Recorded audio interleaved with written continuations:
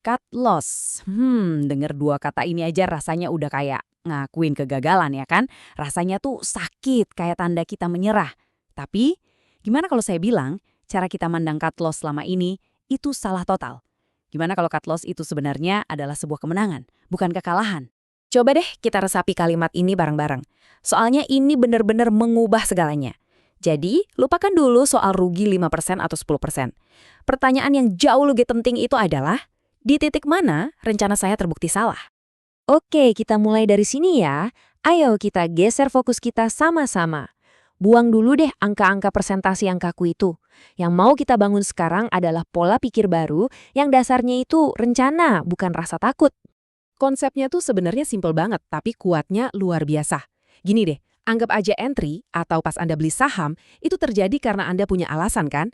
Nah, cut loss itu adalah momen di mana market ngasih tahu Anda, alasan Anda tadi udah nggak berlaku lagi. Udah, sesimpel itu. Dan inilah aturan mainnya. Cuma satu, simpel banget, kalau alasan Anda buat masuk udah gugur, ya Anda keluar. Titik. Nggak ada negosiasi, nggak pakai tapi nanti, nggak ada debat sama sekali. Ini murni keputusan pakai logika, bukan pakai perasaan. Nah, disinilah pertarungan sesungguhnya terjadi, yaitu di dalam kepala kita masing-masing. Pertanyaannya, Anda beroperasi pakai sistem yang disiplin atau cuma modal harapan? Percaya deh, keduanya beda banget. Coba kita lihat bedanya ya. Di sebelah kiri kita punya sistem. Di sini keputusan dasarnya struktur pasar yang jelas. Kayak misalnya level support atau resistance yang jadi tanda kapan analisa kita itu salah. Nah, di kanan, ini dia, harapan. Dasarnya apa? Perasaan. Angkanya kadang asal, 5% aja deh, atau malah denial, nanti juga balik kok. Atau yang paling sering, aduh udah nanggung nih. Yang satu itu strategi, satunya lagi, ya itu namanya judi. Terus sistem itu kayak gimana sih? Gini contohnya, mungkin kita beli karena harga mantul dari support kuat, anggap aja kayak lantai gitu. Atau karena harganya terus bikin higher low, artinya titik terendahnya makin naik terus. Itu tanda tren lagi bagus. Bisa juga karena breakout, pas harga sukses nembus atap atau resistance-nya. Nah, pertanyaannya, di mana titik cut loss-nya? Ya gampang, pas di bawah lantai itu tadi. Kalau lantainya jebol, ya udah, berarti rencana kita gagal.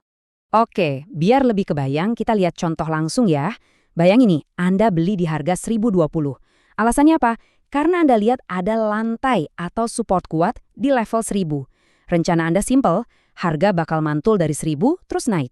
Berarti titik cut loss Anda harus di mana? Ya di bawah 1000 dong, katakanlah di 980. Nah, kalau ternyata harganya malah turun terus nembus 1000, itu artinya apa?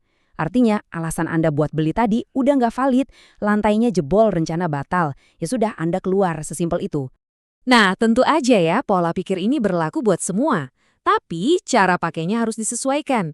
Penting untuk diingat, beda gaya trading atau investasi, beda juga napasnya, alias toleransi risikonya. Coba deh lihat tabel ini. Kira-kira Anda tipe yang mana? Mungkin Anda seorang swing trader yang butuh timing super presisi. Buat Anda, alasan keluar itu ya pas timingnya meleset. Jadi cut loss-nya ketat banget, mungkin cuma 1-3%. Atau Anda trader jangka menengah. Anda bisa lebih sabar nih selama tren besarnya belum patah, toleransinya bisa lebih longgar, 3-8%. Nah, beda lagi buat investor sejati. Alasan mereka keluar itu bukan karena harga naik turun, tapi kalau fundamental perusahaannya berubah. Mereka bisa aja minus belasan persen, tapi tetap santai karena alasan awal mereka investasi masih kuat. Oke, sekarang kita bedah yuk. Apa sih bedanya cut loss yang bersih dan profesional sama cut loss karena panik? Ada loh ciri-cirinya. Ada 4 ciri utamanya. Pertama, dieksekusinya cepat, dekat banget sama area di mana rencana kita salah, bukan nunggu rugi dalam dulu. Kedua, dan ini yang paling penting, titiknya itu udah Anda tentukan sebelum Anda pencet tombol buy. Udah jadi bagian dari rencana. Ketiga, level itu harga mati, nggak bisa ditawar-tawar. Jangan digeser-geser ke bawah cuma karena ngerap harga bakal balik. Dan keempat, eksekusinya itu dingin, tanpa emosi. Ini bukan reaksi panik, tapi langkah logis dari sebuah rencana yang udah matang. Tolong banget, inget ini baik-baik ya. Yang benar-benar bisa menghancurkan portofolio kita itu bukan karena salah masuk. Hei, semua orang pernah salah masuk, itu biasa. Yang paling bahaya itu telat keluar dari posisi yang salah. Dan ini dia nih, lereng licin yang bahaya banget dan jujur aja mungkin kita semua pernah ngalamin. Awalnya dari minus 3%, kita bilang ke diri sendiri, nggak usah di-cut lah, nanti juga mantul lagi. Terus, jadi minus 10%.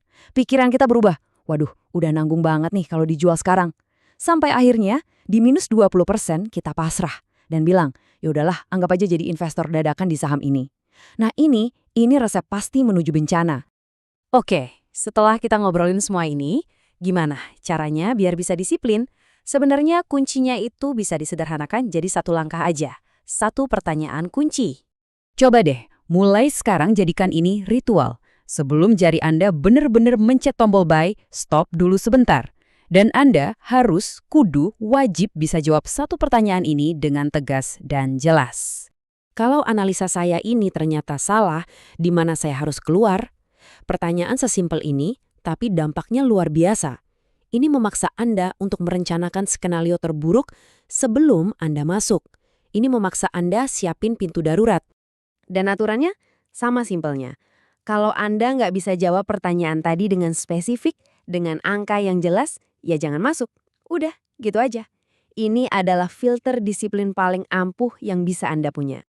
Jadi, yuk kita ubah cara pandang kita mulai hari ini. Cut loss yang dieksekusi dengan baik itu bukan kegagalan, sama sekali bukan. Justru sebaliknya, itu adalah bukti. Bukti bahwa Anda sukses menjalankan rencana Anda.